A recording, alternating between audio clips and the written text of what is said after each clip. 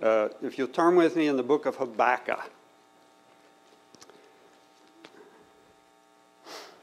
The book of Habakkuk. It's page 955 if you have a Schofield Bible.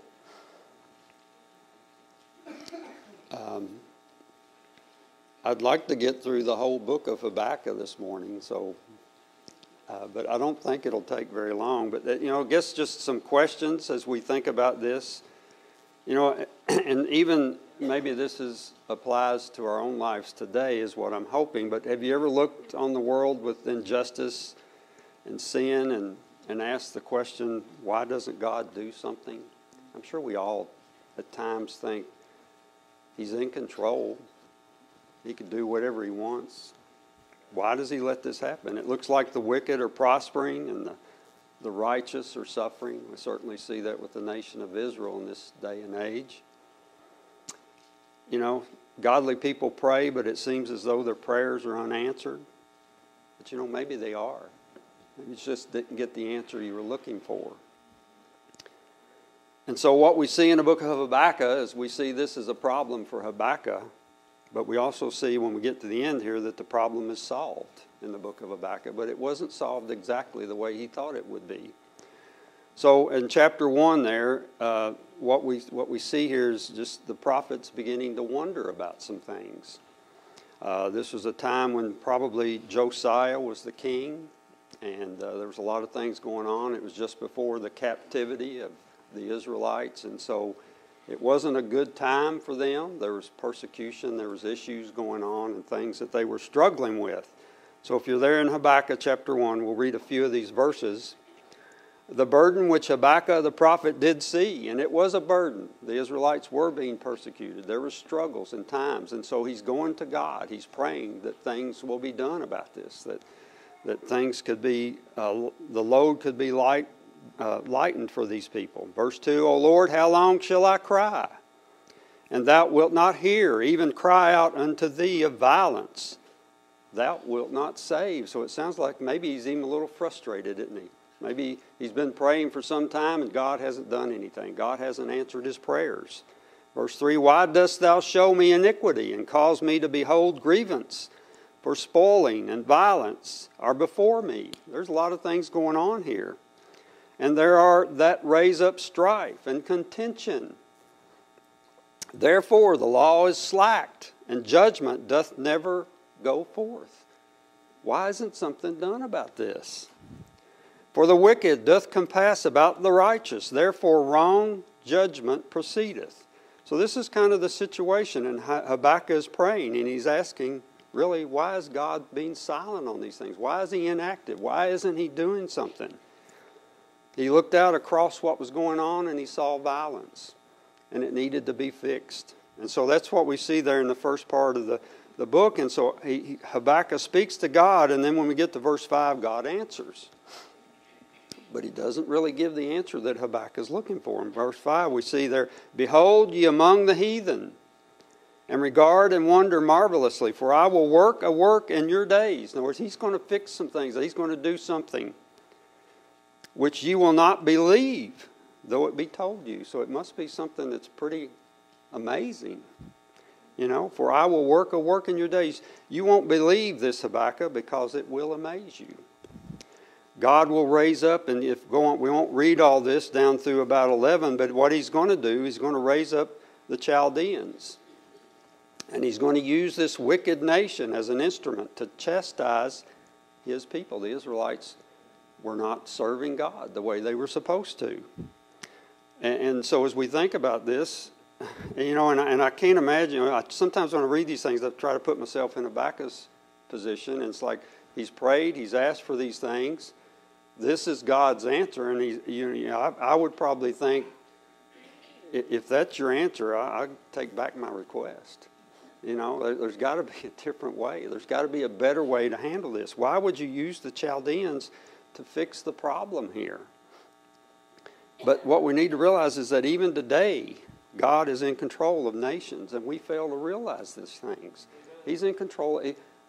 Everything that's going on in the world, he knows, and he knows he's in control. If you hold your place there and look in Romans chapter 8 and verse 28. Romans chapter 8 and verse 28. I mean, verses that are familiar with us, but 8 and verse 28, and we know. Do we know these things? I think we forget them, don't we? And we know that all things work together for good to them that love God, to them who are the called according to His purpose. We should know these things, shouldn't we? We should take comfort in them as we realize the God that we serve, He is in control, and things will be addressed in His time frame, and when in His purpose will be accomplished. And then turn over to 2 Corinthians 4 and verse 17. 2 Corinthians 4 and verse 17. For our light affliction, which is but for a moment, worketh for us a far more exceeding and eternal weight of glory. So we're going to have affliction, but it's not going to last forever, is it? It's just temporary. It's not, and these things, and what we'll find later on, and Habakkuk realizes this, is that you grow with these things. The afflictions that you have, you can grow with. You can become more mature. You can serve God in a greater way. You know, Acts chapter 13, we won't turn there if you want to turn back to Habakkuk, but Paul's sermon there at Antioch, he talks about how we're justified by faith, but he quotes Habakkuk 1:5. And he talks, and we've talked about this in Sunday school class as well, that, you know, when we look at the book of Revelation, and I forget the exact number, but maybe there's over 400 verses total in the book of Revelation. Maybe as many as 300 of them have some reference to the Old Testament. And so the Old Testament is real, and it exists. And, you know, some people look at it and say, well, I'm just going by the New Testament. You've got to, even if you're just going by the New Testament, you're going to find that a lot of those preachers, the disciples, the apostles, John in the book of Revelation, they refer back to the Old Testament. The things that we're going to see here with Habakkuk still apply today. And that's why God leaves these things in there, and that's the purpose of it.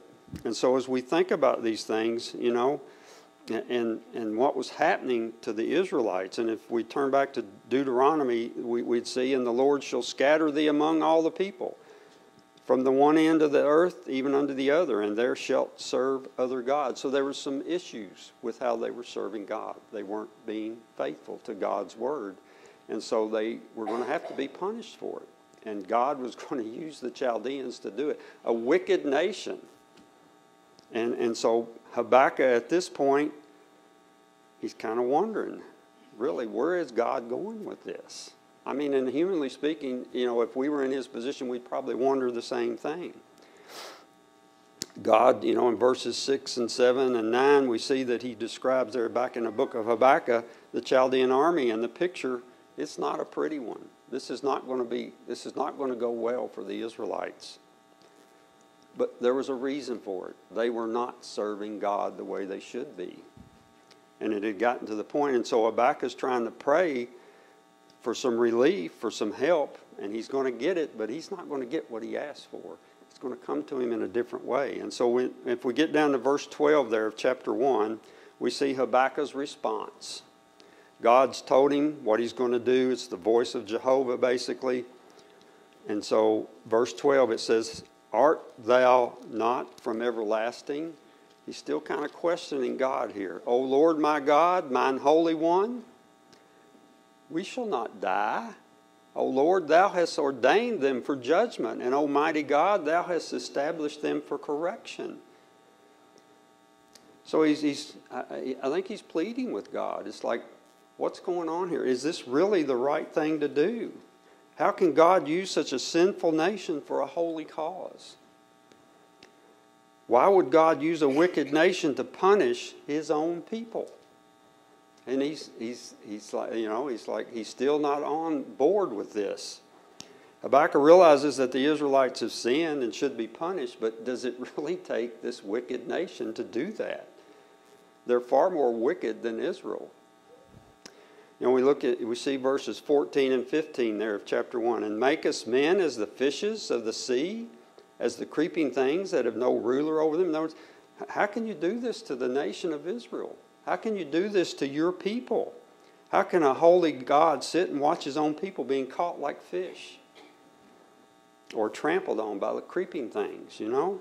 The Chaldeans will no doubt be saying that their God has given them the victory, and therefore Jehovah cannot be a true God. This is, in his mind, this is going to be the result of this. And it isn't necessarily wrong for a believer at times to wrestle with the problems of life and seek to solve them. But, you know, sometimes our solutions are far different than how God would handle things. And that's what we're seeing here with Habakkuk. And he's yet to realize this. And he's questioning God, so he's wondering. So that's kind of the message that we see there in chapter 1. You know, we see this injustice and wonder why God allowed it. God has a purpose in all things, doesn't he? Things that don't make sense to us makes perfect sense to him. And may we see the wisdom in everything that God does. And there's a reason for it. And I know everyone in it, we struggle. We lose family members.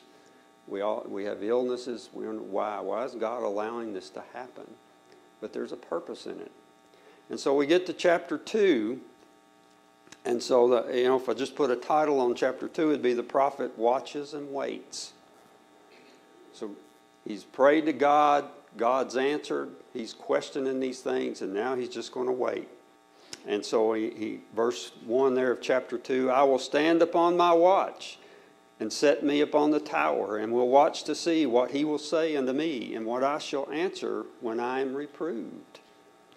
And the Lord answered me and said, write the vision and make it plain upon the tables, and he may run that readeth it. So we begin to see Habakkuk goes to this watchtower, so to speak, to pray, meditate, and wait on the Lord. He knew that God heard, and he knew that God would send an answer. And so God does answer. And he has a plan, and he has a time frame. Part of it is just be patient. Wait, Habakkuk. Wait on me. God gives him some things to encourage him during this time that he's waiting. Strength during this period. And remember, God's plan, he's going to use Habakkuk. He's not ignoring him. He's going to use him, but he's got some things that he's going to put in place that has to happen first. So when we look in chapter 2 there in verse 4, it said, behold, his soul, which is lifted up, is not upright in him, but the just shall live by his faith.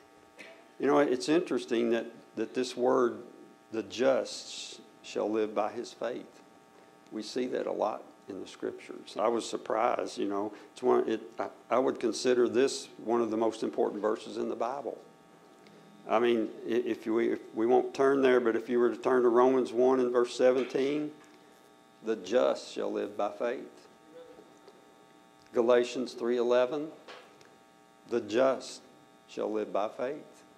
Sounds like God's trying to send a message to us, isn't he?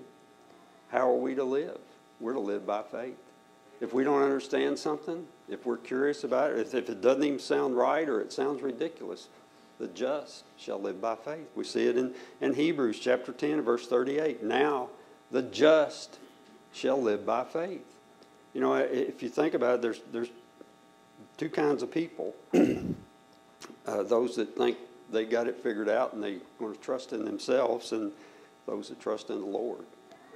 I mean, there's some things in between all that, but, you know, when you consider, and even when you think back in Luke 18, the Pharisee and the publican, you know, one was living as if he's accomplishing everything, beating his chest and thinking of how good he is, and the other, it's like, no, I'm nothing without God. So where are we at with that, you know, as we think about these things? So this is God's trying to encourage Habakkuk. He's trying to tell him, just accept these things that I've told you. It's real. Be patient and live by faith. Just trust in the things that I've told you and be true. And so we get to verse 14 of chapter 2 there. It says, for the earth shall be filled with the knowledge of the glory of the Lord as the waters cover the sea. So it sounds like to me he's trying to get him to understand that it's not going to happen. People are not going to look at this and think that the gods of the Chaldeans are greater than I. I mean, at some point, they're going to see the greatness of God. They're going to understand and realize. They may not believe it, but they're going to see what I'm about to do. And so he's trying to encourage Habakkuk and get him to understand this. And he's telling him there in this chapter, he talks about some of the woes and things that are going on. This is the reason why I'm doing these things. There's greed among the people. They're not living right. They're greedy. There's violent covetousness. They're taking things that doesn't belong to them. In verse 12 there, woe to him that buildeth a town with blood and establisheth a city of iniquity, by iniquity. Sounds like maybe there's murder. People are not only taking things that doesn't belong to them, but they're probably killing people to gain. Drunkenness, there in verses 15 and 16. Idolatry. Verse 19. Look at that. Woe unto him that saith to the wood, awake. To the dumb stone, arise, it shall teach. Sounds like these people were worshiping idols. Can you imagine? I know it is ridiculous maybe as it sounds to everybody here that you would build something out of wood or stone and then pray to it and expect it to do something. That's what these people were doing. They were deceived. They're being misled. And God's going to correct that. And it was time to correct it. And these are the same kind of sins, just a different form, that are polluting nations today. They still exist, but the promise of God's glory shall one day fill this earth. Jesus Christ shall return, put down all sin, and establish his kingdom, where he's going to rule and reign forever. Amen. That's where our faith just needs to cling to that and realize that that promise is for us. And so then we get to verse 20, and he says there, again, he's trying to encourage Habakkuk here in chapter 2. But the Lord is in his holy temple. Let all the earth keep silence before him. God is still on his throne, isn't he? We have no reason to complain or doubt. He is ruling and overruling in the affairs of all nations. And we can't look at these things and say, why does he let this go? Why does he let these things happen? You see in the news all these young kids that were kidnapped as part of this, whatever you want to call it, that's going on over there in the Middle East. How ridiculous that is. Why does God allow that? I mean, you can get tore up if you're trying to figure that out. Just live by faith. Realize and understand that he is on his throne. He's ruling and reigning. Habakkuk thought the answer and solution to the problem would be more obvious, I think. More direct. He thought, he asked for these things, here's the solution to it. But the solution was a totally different. It was something that he probably would have never thought of, to let these Chaldeans come in and take over. He understood this, and now he was beginning to realize these things. He wanted to see a positive outcome, and eventually there will be, but not immediately. 2 Corinthians 5:7 says, for we walk by faith, not by sight. You just have to have faith in things. We have to have faith in a lot of things, about creation, about eternity, things that we don't understand. We'll never understand. Our minds are not made, we don't have the mind of God. How do you understand something that has no beginning and no end? You can't. But you can if you accept it by faith. I don't have to have an explanation for it. I just believe that it happened. I believe that my God has created things. I believe that he's going to return. And if somebody has a problem with that or trying to figure out how all that happens, how does he know every one of us in here? He knows the number of hairs on our head. He knows every thought in this room today. And how does he do that? I don't know. Drive you crazy trying to figure out, wouldn't it? I accept it by faith. maybe one day he'll explain it to me and we'll go, I didn't know that, I get it now. So he's trying to be positive here in chapter 2 with Habakkuk. And it's one of those things, if we only consider ourselves and our circumstances, we'd probably be discouraged about things. But we have to look to God in faith. So it brings us to chapter 3, where if I put a title on chapter 3, it would be, the first chapter was chapter 1 there, where he wanders. Chapter 2 is where he watches and waits, and chapter 3 is where he rejoices. He gets it, okay? Instead of complaining, he's praising God. Look in chapter 3 there. And it starts with a prayer of Habakkuk, the prophet, upon Shignoanoth. O Lord, I have heard thy speech, and was afraid. He just didn't know how this was going to work out initially. O Lord, revive thy works in the midst of the years. In the midst of the years make known. In wrath, remember. What's he asked for? Mercy. Instead of complaining, he's praising. This is what happens when we just stop and wait on the Lord. So first he prays in verse 2. He was afraid, but now he sees.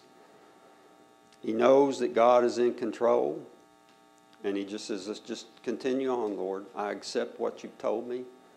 Maybe I don't totally understand it. Maybe I'll do it differently, but I get it. I realize it.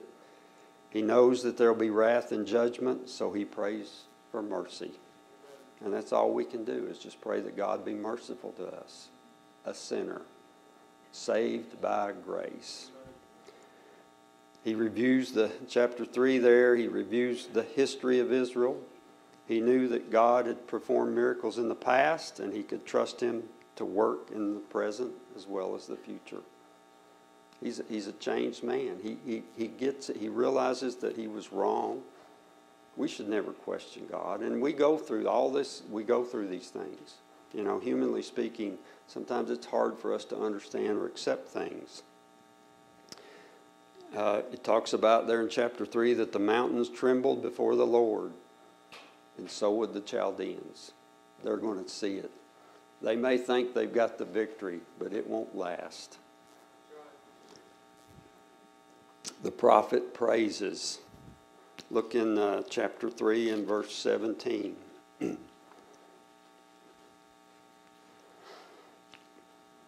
Chapter 3 and verse 17. Although the fig tree shall not blossom, neither shall fruit be in the vines, the labor of the olive shall fail, and the field shall yield no meat.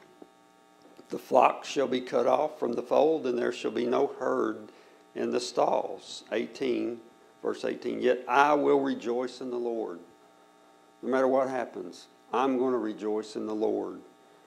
I will joy in the God of my salvation. Verse 19. The Lord God is my strength, and he will make my feet like hinds' feet, and he will make me to walk upon mine high places, to the chief singer on my stringed instruments. So as we see these things and these promises, though everything around me fail, yet I will still rejoice in the Lord. And so that's what Habakkuk came to. And hopefully as we see this and think about it, it's hopefully what each one of us come to as well. Look in Philippians 4, chapter 4 and verse 11. Philippians chapter 4, verse 11. The interesting thing about these verses here, it looks like, if you think about it, it's kind of what we just read in Habakkuk is the Old Testament version of what we're about to read in Philippians. Again, the Old Testament and the New Testament, it goes together. So it's Philippians chapter 4 and verse 11. Not that I speak in respect of want, for I have learned in whatsoever state I am, therewith to be content. This is Paul speaking. Can we say the same thing? May not be Paul speaking, but Can we be content with our problems? Can we learn to realize to just put our faith in God? Verse 12, I know both how to be abased and I know how to abound. Everywhere and in all things I am instructed both to be full and to be hungry, both to abound and to suffer need. This is our life, isn't it? Isn't it describing us? We have good days and bad days. Things go great, and then things fall apart. Verse 13, I can do all things through Christ, which strengtheneth me. You know, even if we can just cling to that and the faith that we have and just realize that Christ, no matter what we're going through, He's going to give me enough to get through it. He's going to give me the grace to deal with these things. Habakkuk knew that he had no strength on his own and needed God to give him strength to go through the trials that lay ahead. We need to understand and realize that too. In Christ, we know God's plan for this age. Look in Ephesians chapter 1 and verse 8.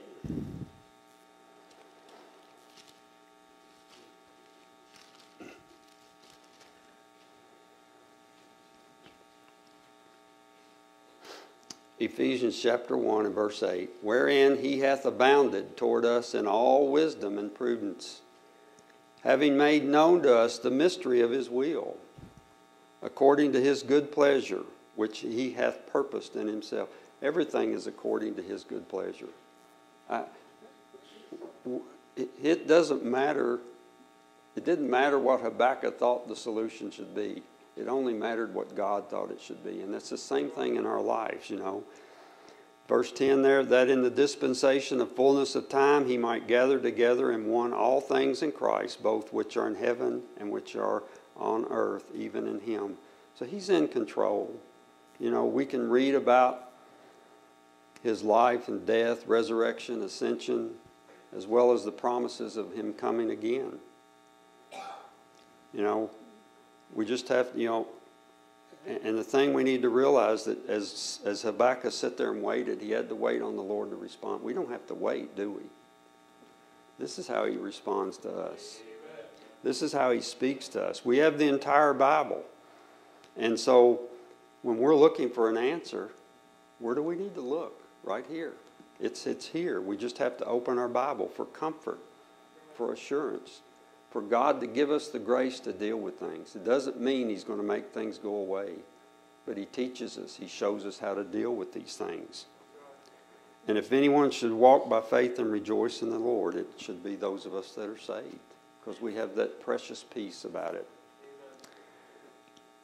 So as I kind of bring this to an end here, you know, there's another way I was describing Habakkuk chapters 1, 2, and 3 was pouting, doubting, and shouting.